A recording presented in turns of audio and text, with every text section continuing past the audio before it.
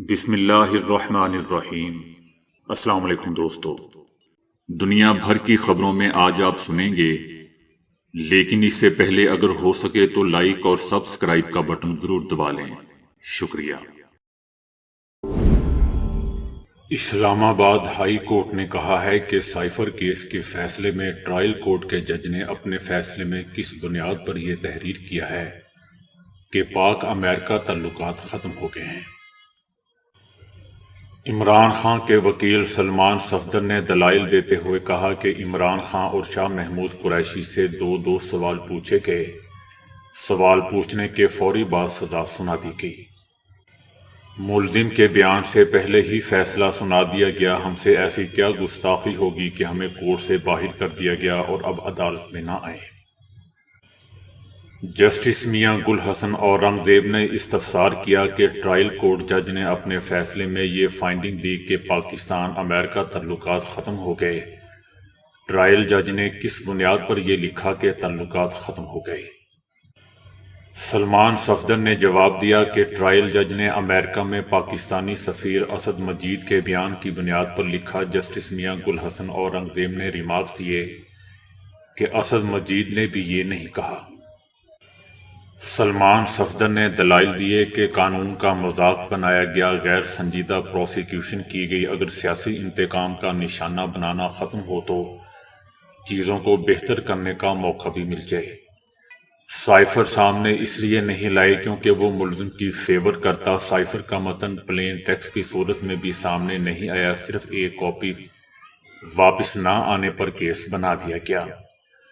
Cipher کی تو 9 کاپیاں واپس نہیں آئی تھی، پھر کیس صرف عمران خان کے خلاف ہی کیوں؟ سائفر تو اس کو کہنا ہی نہیں چاہیے، وہ تو فورن آفس میں رہ گیا، اس کی کاپیاں بھجوائی گئیں۔ عدالت نے سلمان صفدر سے کہا کہ آپ نے اچھے سے دلائل دیے ہیں، ایک چیز آپ کے پاس آتی ہے وہ واپس نہیں کی جاتی، اس پر آپ کیا کہیں گے؟ سلمان صفدر نے پھر کہا کہ صرف عمران خان نے واپس نہیں دینی تھی، باقی لوگوں کے پاس بھی کاپیاں تھیں۔ چیف جسٹس عامر فاروق نے سلمان صفدر سے کہا کہ ہاتھی نکال دیا ہے، دم بھی نکال دیں، آپ کو مزید کل سن لیں گے۔ عدالت نے دوستوں کیس کی سماعت کل تک ملتوی کر دی۔ اسرائیل کے دفاعی سربراہ نے اس وقت کہا کہ غزہ میں 7 امدادی کارکنوں کی ہلاکت ایک سنگین غلطی ہے جب اس واقعے کے بعد بین الاقوامی سطح پر مذمت کی آواز بلند ہوئی۔ سربراہ کا کہنا تھا کہ ایسا نہیں ہونا چاہیے تھا، جبکہ انہوں نے بہت پیچیدہ حالات میں جنگ کے دوران رات کے وقت غلط شناخت کو حملے کے لیے مورد الزام قرار دیا۔ امریکہ میں قائم غذائی خیراتی ادارے عالمی مرکزی کچن یعنی WCK نے کہا تھا کہ حملے میں ان کے قافلے کو اس وقت نشانہ بنایا گیا جب وہ غزہ کے قصبے دیر البلاح میں ایک گودام سے نکل رہا تھا۔ اس میں 7 افراد ہلاک ہوئے، جن میں آسٹریلوی، برطانوی، فلسطینی، امریکی، کینیڈین عملہ شامل تھا۔ جنگ کے آغاز سے ہی دوستوں NGO بے گھر غزہ کے باشندوں کو کھانا کھلانے میں شامل رہی ہیں، اور یہ ان 2 تنظیموں میں سے ایک تھی جو سمندری راستے سے پہنچنے والی غذائی امداد کی ترسیل کی قیادت کر رہی تھی۔ WCK نے کہا ہے کہ پیر کے روز ہلاک شدہ ملازمین نے ذرا پہلے بحری راستے سے غزہ کے لیے لائی گئی 100 ٹن سے زیادہ انسانی غذائی امداد اتاری تھی۔ اس حملے سے بین الاقوامی سطح پر شدید مذمت کی آواز بلند ہوئی، جس میں امریکی صدر جو بائیڈن نے کہا کہ اسرائیل نے شہریوں کو اشد ضروری امداد پہنچانے والے کارکنان کی حفاظت کے لیے خاطر خواہ اقدامات نہیں کیے۔ اقوام متحدہ نے اس حملے کو نامعقول قرار دیا، جبکہ برطانیہ نے لندن میں اسرائیلی سفیر کو اس حملے کی واضح مذمت سننے کے لیے طلب کر لیا۔ نیتن یاہو نے اس سے پہلے کہا تھا کہ اسرائیلی فوج نے غیر ارادی طور پر امدادی کارکنوں کو ہلاک کر دیا اور اسے ایک افسوسناک معاملہ قرار دیا جس کی تحقیقات آخر تک کی جائیں گی، تاہم انہوں نے ہلاکتوں پر معذرت نہیں کی۔ امدادی کارکنوں کی اموات دوستوں اس وقت ہوئی ہیں جب علاقے میں اسرائیلی حملے مسلسل ہو رہے ہیں، جن سے اہم انفراسٹرکچر منہدم اور صحت کا نظام تباہ ہو چکا ہے اور آدھی سے زیادہ آبادی قحط کے دہانے پر پہنچ چکی ہے۔ اسرائیلی فوج کی جانب سے F-35 لڑاکا طیاروں کے ذریعے شام میں قائم ایرانی سفارتخانے پر داغے گئے 6 میزائلوں سے کیے گئے حملے نے دوستو ایران کو ہلا کر رکھ دیا ہے۔ اگرچہ اسرائیل نے پچھلے چند مہینوں کے دوران شام اور لبنان میں ایرانی آرمی کے خلاف متعدد فضائی حملے کیے ہیں، مگر دمشق میں ہونے والا حالیہ حملہ سب سے زیادہ تباہ کن اور مہلک ثابت ہوا۔ اس حملے میں ایک ایرانی بریگیڈیئر جنرل محمد رضا زاہدی اپنے 5 سینئر اہلکاروں سمیت مارے گئے۔ اگرچہ یہ حملہ کوئی نئی بات نہیں ہے، اسرائیلی فوج نے شام میں بہت سے ایرانی اہداف پر بمباری کی ہے۔ ایرانی سفارتخانے کی عمارت جہاں ایرانی پرچم لہرا رہا تھا، بین الاقوامی قانون کے تحت دوستو ایرانی علاقہ تصور کیا جاتا ہے، جس کا مطلب ہے کہ یہ دوہرا حملہ ہے۔ اس میں بیک وقت شامی اور ایرانی سرزمین کو نشانہ بنایا گیا۔ یہ حملہ ایران اور اسرائیل کے درمیان کشیدگی کی انتہائی سطح کو ظاہر کرتا ہے۔ اس کارروائی کے بعد کئی سوالیہ نشان اٹھ رہے ہیں کہ آیا اس حملے نے سرخ لکیریں عبور کی ہیں، جس کا مطلب یہ بھی ہے کہ تہران کا رد عمل اس کے قونصل خانے کو نشانہ بنانے کی سطح پر ہو سکتا ہے۔ اب سوچنے کی بات ہے کہ ایران اس کا جواب خطے میں امریکی افواج کے کچھ ٹھکانوں پر حملہ کر کے امریکی جانی نقصان کے بغیر دے گا، جو کہ ایران ہمیشہ سے ایسا کرتا آیا ہے۔ حملہ ضرور کرتا ہے لیکن کوئی امریکہ کا جانی نقصان نہیں کر سکا۔ ایران کو اس حقیقت کا بھی سامنا کرنا چاہیے کہ وہ وسیع پیمانے پر جنگ میں داخل ہونے سے گریز کر رہا ہے۔ اگر ایران اسرائیل کے ساتھ تصادم کو بڑھاتا ہے تو اس کی قیمت بہت زیادہ ہوگی۔ ایران خطے میں اسرائیل کے ساتھ وسیع جنگ سے بچنے کی بھرپور کوشش کر رہا ہے، لیکن دوستو ایسا لگتا ہے کہ اسرائیلی وزیر اعظم نیتن یاہو اپنی ساکھ اور سیاسی تاریخ کو بچانے کے لیے اب جنگ چاہتے ہیں، لیکن لگتا ہے کہ ایران اس سے گریز کرتا رہے گا۔ مزید جنگوں میں ایران کو کوئی دلچسپی نہیں ہے۔ ایرانی قونصل خانے سے تعلق رکھنے والی عمارت پر اسرائیلی حملہ خود مختار ایرانی سرزمین پر براہ راست حملہ ہے، جیسا کہ تمام سفارتخانوں کا معاملہ ہے۔ اس لیے اسے ایران کی جنگ میں وسیع تر داخلے کے لیے اکسانے کی کوشش سمجھا جا رہا ہے۔ اسرائیل کے ساتھ تنازع کے دوران یہ حملہ ایک خطرناک قدم سمجھا جاتا ہے، لیکن اس کے اثرات بعد میں ایرانی افواج کو شام سے ہٹانے کی شکل میں سامنے آ سکتے ہیں۔ دوستو یاد رہے کہ شام طویل عرصے سے ایران اور اسرائیل کے درمیان ایک سایہ دار جنگ کا میدان رہا ہے، لیکن اب یہ پہلے سے زیادہ حقیقی جنگ کا میدان بن چکا ہے۔ اسرائیل نے شام کی سرزمین پر اپنے حالیہ حملوں میں ایرانی آرمی کے 50 کے قریب دستوں کو مارا ہے۔ بھارت میں کم از کم 13 ماؤ پرست باغیوں کو ایک کارروائی کے دوران ہلاک کر دیا گیا ہے۔ بھارتی پولیس کے مطابق یہ واقعہ وسطی بھارت میں پیش آیا ہے۔ بدھ کے روز بھارتی سیکیورٹی فورسز اور ماؤ پرست باغیوں کے ایک گروہ کے درمیان جدید آتشی اسلحے سے تصادم ہوا۔ دوستو یاد رہے کہ بھارت میں دوسری کئی علیحدگی یا آزادی کی تحریکوں کی طرح ماؤ پرستوں کی تحریک بھی پرانی باغیانہ تحریکوں میں سے ایک ہے۔ یہ تحریک بھارت میں کئی دہائیوں سے جاری ہے۔ بھارتی پولیس حکام کا کہنا ہے کہ منگل کے روز ریاست چھتیس گڑھ کے دور دراز جنگلوں میں سیکیورٹی فورسز کی ماؤ باغیوں کے ساتھ مڈ بھیڑ ہو گئی۔ مڈ بھیڑ کا علاقہ ضلع بیجاپور تھا، جہاں گھنے جنگلوں میں باغیوں نے پناہ لے رکھی تھی۔ اس تصادم میں باغیوں کو بھاری نقصان اٹھانا پڑا۔ ان کے کم از کم 13 افراد مارے گئے، جن میں عورتیں بھی شامل تھیں۔ بھارت میں دوستو مختلف ریاستوں میں اقلیتوں اور دوسری قومی شناختوں کے حامل باغی یا علیحدگی پسند گروپ موجود ہیں، جن کو دبانے کے لیے بھارت نے لاکھوں کی تعداد میں فوجی اور نیم فوجی دستے تعینات کر رکھے ہیں۔ بھارت کا کہنا ہے کہ 2010 میں بھارت کو 96 اضلاع میں باغی عناصر یا آزادی پسند تحریکوں کا سامنا تھا، مگر اب یہ سکڑ کر 46 اضلاع تک رہ گئی ہیں۔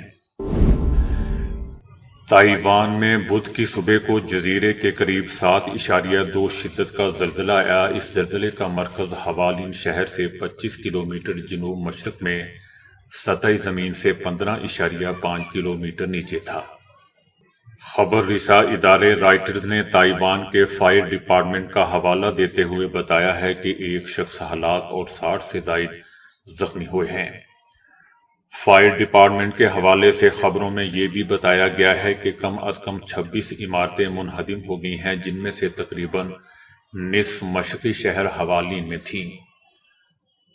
مقامی طور پر نشر ہونے والی فوٹیج میں تباہ شدہ عمارتوں کو خطرناک زاویوں پر جھکا ہوا بھی دکھایا گیا ہے۔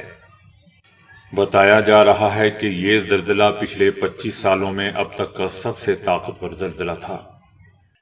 ستمبر 1999 میں آنے والے 7.6 شدت کے زلزلے کا حوالہ دیتے ہوئے بتایا جا رہا ہے کہ زلزلے کا جھٹکا پورے تائیوان اور سمندری جزائر پر محسوس کیا گیا۔ یہ 1999 کے زلزلے جس میں 2400 افراد مارے گئے تھے، اس کے بعد سے 25 سالوں میں سب سے زیادہ طاقتور زلزلہ تھا۔ تائیوان میں دوستو اکثر زلزلے کے جھٹکے آتے رہتے ہیں، کیونکہ قریبی جاپان میں ہر سال زلزلے کے تقریباً 1500 جھٹکے محسوس کیے جاتے ہیں۔ بتایا جا رہا ہے کہ غزہ میں 7 امدادی کارکنوں کی اسرائیلی بمباری سے ہلاکتوں پر صدر جو بائیڈن کا دل ٹوٹ گیا۔ غزہ میں 6 ماہ سے جاری اسرائیلی جنگ کے دوران دوستو اب تک اسرائیلی فوج کی بمباری اور گولہ باری سے شہید ہونے والے 32,916 فلسطینیوں کے درمیان امریکی ورلڈ سینٹرل کچن کے ساتھ وابستہ 7 امدادی کارکنوں کی ہلاکت سے امریکی صدر جو بائیڈن کا دل ٹوٹ گیا۔ یہ تازہ افسوسناک واقعہ غزہ میں اسرائیلی بمباری کے نتیجے میں اس وقت پیش آیا جب اسرائیلی فوج نے غزہ کے بھوک اور قحط زدہ فلسطینیوں میں خوراک اور امداد تقسیم کرنے کی کوشش کرنے والوں پر بھی بم برسا دیے۔ صدر جو بائیڈن نے اس بارے میں اپنے بیان میں کہا ہے کہ وہ غصے اور دل شکستگی کی حالت میں ہے کہ غزہ میں اسرائیلی بمباری سے 7 کارکن مارے گئے۔ انہوں نے اسرائیل سے مطالبہ کیا کہ اس واقعے کی تحقیقات ہونی چاہیے اور امدادی کارکنوں کو محفوظ بنانے کے لیے اقدامات کیے جانے چاہیے۔ صدر جو بائیڈن نے اس سلسلے میں یہ بھی کہا کہ اسرائیلی تحقیقات لازمی اور تیزی سے ہونی چاہیے اور احتساب لانے والی ہونی چاہیے۔ صدر جو بائیڈن کا کہنا تھا کہ یہ افسوسناک واقعہ اکیلا نہیں ہے، اس سے پہلے بھی ایسے واقعات ہو چکے ہیں۔ جنگ کے دوران حالیہ دنوں میں یہ واقعہ بدترین ہے۔ صدر جو بائیڈن کا کہنا تھا کہ میں نے اسرائیل کو بار بار یہ کہا ہے کہ غزہ میں حماس کے خلاف جنگ میں انسانی بنیادوں پر کارروائیوں کو شہری ہلاکتوں کے بغیر کرنے کی کوشش کی جائے۔ ان کا کہنا تھا کہ وہ اسرائیل کو پہلی کی طرح اس بارے میں کہتے رہیں گے، تاہم دوستو اس بارے میں کچھ نہیں کہا کہ اسرائیل امریکی بات نہ سننے پر کسی پالیسی تبدیل کا اشارہ بھی کبھی دیں گے یا نہیں۔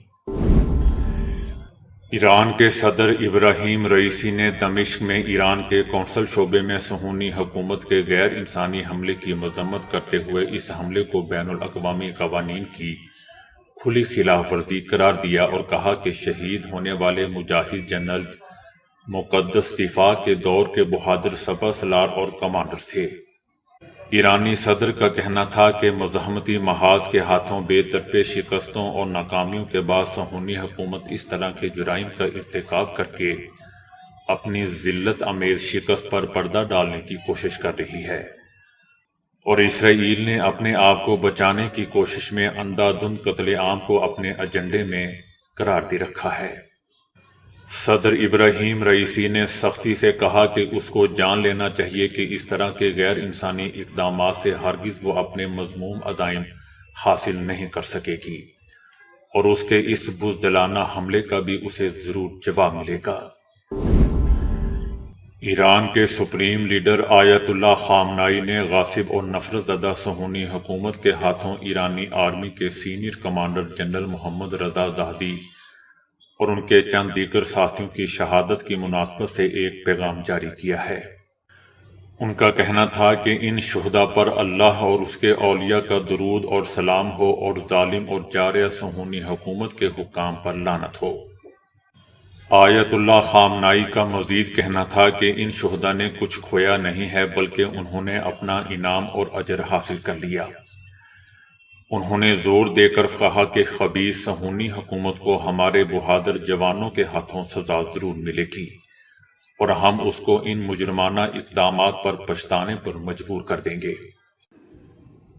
برطانیہ میں ایک نوجوان نے معمولی سر درد کی شکایت کی اور وقت سے پہلے سونے چلا گیا، لیکن اس نیند سے وہ پھر کبھی بیدار نہ ہو سکا۔ 19 سالہ نوجوان ڈینیل مورگن نے اپنے گھر والوں سے سر درد کی شکایت کی اور سونے چلا گیا۔ اسی نیند میں وہ کوما میں چلا گیا اور چند دن ہاسپٹل میں رہنے کے بعد کوما میں ہی اس کی موت واقع ہو گئی۔